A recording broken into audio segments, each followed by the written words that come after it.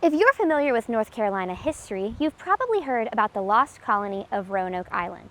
It was a group of 117 English men, women, and children who first arrived in America on the shore right behind me in 1587. They attempted to establish the first English colony in America, but after some of them went back to England and returned with supplies 3 years later, the colony had vanished. But what if they hadn't? The Elizabethan Gardens in Manteo venture to answer that question, and today, I'm here to take a step into the past and explore. The Elizabethan Gardens began with the 17,000 women who made up the Garden Club of North Carolina in 1950. Planning for the garden started small as a tribute and memorial to the vanished settlers of the Roanoke Island colony. It would mimic the kind of garden more affluent members might have built had the colony succeeded. Start in the courtyard, which is the big, beautiful, bright spot that has a ton of flowers. It's where we do our big annual displays every year. Basically, the rest of the garden meanders through a shady path. You hit the well mount where we are here today.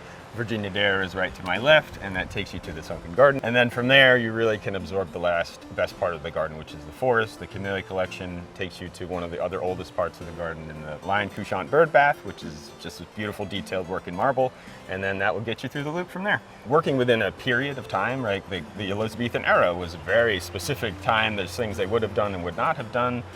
We tried to limit ourselves a little bit. We tried to stay true to this very specific period of time, whether that's planting schemes, the color palette's a little more limited than you would have otherwise, but still keep it fresh and new and have people excited about how we work here and what we're trying to accomplish, which is just, preserving and maintaining and being good stewards of this garden.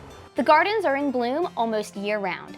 As the hydrangeas die out toward the end of summer, the crepe myrtles are just starting to bloom. Once those are out of season, the gardens' prized camellia collection just about gets them through until the hydrangeas come back around. Aside from the beautiful flowers and carefully tended hedges, what if I told you one of the garden's most interesting plants was an oak tree? This tree right here is the oldest plant in the Elizabethan Gardens, believed to have been here since 1585, meaning it was about 2 years old when the lost colony first arrived. The heart of the garden's message is stewardship and preservation, not just in the aspect of preserving the nature itself, but also taking close care of the stories that the garden holds.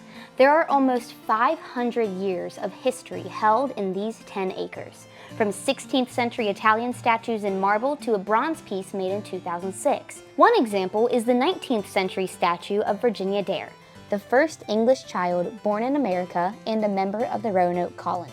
It depicts what she may have looked like if she did survive the colony's disappearance and integrated with one of the area's Native American tribes.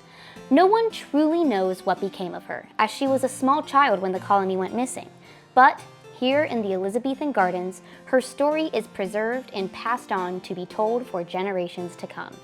We have been passed off this unbelievable thing, and we're sharing it with everybody, and we're going to pass it off to everyone else someday. There's all this mix of who is in charge of it, which is all of us, and who can feel good here, which is all of us, and who is this meant for? It's meant for everyone to be here to enjoy. It's a big holistic picture, but I think ultimately it's preserving it and making sure that everyone who has seen it and pass it along will pass it along to the next group. Like these hedges, just like the fountains, just like the statuaries, it's all part of this big story that makes Roanoke Island special, this garden special, and what we hope to communicate to everybody when they leave is that they got this really amazing experience of not just the woods, but all the details and the hard work that the people here do every day to make it a special, special place. The Elizabethan Gardens are open daily February to December.